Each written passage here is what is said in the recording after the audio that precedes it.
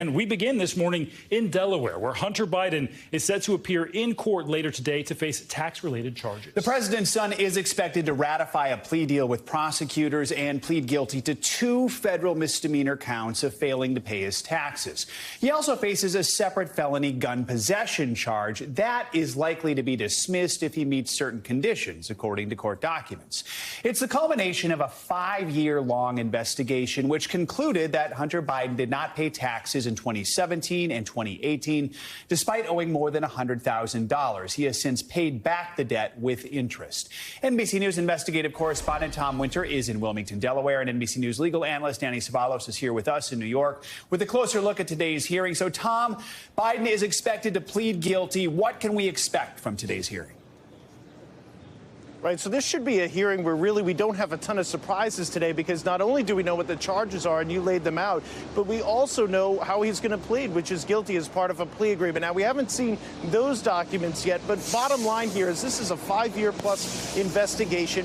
They're looking at tax issues. NBC News and others have well reported on those problems, and it's for somebody that earned over $1.5 million and then failed to pay over $100,000 worth of taxes. That's for the years 2017 and 2018, and that felony gun charge that you mentioned, that stems back to October of 2018, where apparently he had a gun while also using or abusing drugs, according to the charge. And so that's going to go to pretrial diversion, a pretrial diversion agreement. And as you suggested, if he successfully completes the parameters of that, it's possible that those charges could then be dismissed. Not expected to get jail time, though sentencing will be determined at a later date.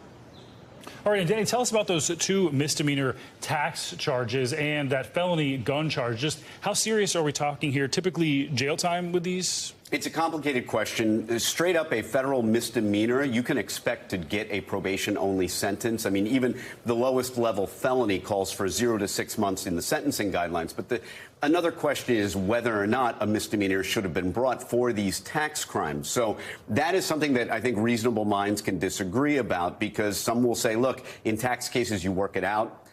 You don't necessarily bring charges. But on the other hand, there was a lot of money involved here. So it's fair to say that this could have been charged as a crime and was properly charged as a crime.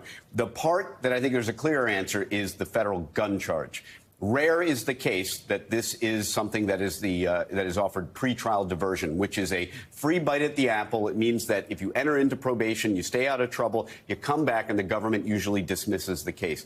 I'm not aware of pretrial diversion ever being offered in a federal gun case. Frankly, I'm not aware of it being offered in any case in the federal system. Happens all the time in state cases, DUI cases, low-level drug cases, but virtually nothing in federal court is a low-level anything. So pretrial diversion statistically isn't even, or historically hasn't even been offered by the majority of districts in the United States. So I am correct when I say it is rare. Was it appropriate in this case? Maybe, but if so, I'm very interested in it for my clients. And if the government's going to start offering it, I'm in line. So speaking of rare, Tom, Congress got involved in a criminal case. We don't see that. Republicans in Congress took action yesterday trying to persuade the judge on how to proceed. What can you tell us about that? Right, so one of the congressmen, the actual chair of the House Ways and Means Committee, sent a letter through his attorney to the court yesterday, and effectively saying, look, we have a whole bunch of things we want to present to you, and we know that one of those things was some of the information from Hunter Biden's tax returns. We don't have the full letter, and we don't have all the documents, because at some point there's a back and forth that occurs between Hunter Biden's attorneys and the attorney for the congressman, effectively saying, hey, you can't file that type of stuff to the docket. We haven't agreed to that. And then apparently there's some sort of miscommunication at the clerk's office where that letter and those associated documents are taken down. The judge wants to know exactly what happened and is threatening sanctions for Hunter Biden's attorneys. It's all really complicated. We expect it all to be worked out this morning before things really get underway for Biden's guilty plea. And we don't anticipate that it'll impact that guilty plea or any follow-on sentence.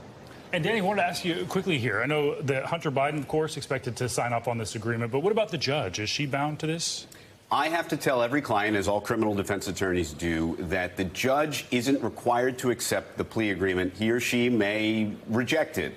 And that does happen from time to time, but very, very rarely, especially in a case like this, where both sides are very much on board. And it's a situation where the government is asking or going to ask for a probation-only sentence. So in all likelihood, the judge will accept it. But you always have to advise your client there is a possibility the judge may reject this plea agreement. And it does happen, albeit rare. All right, a lot to watch. Tom, Danny, thank you both. Thanks for watching our YouTube channel. Follow today's top stories and breaking news by downloading the NBC News app.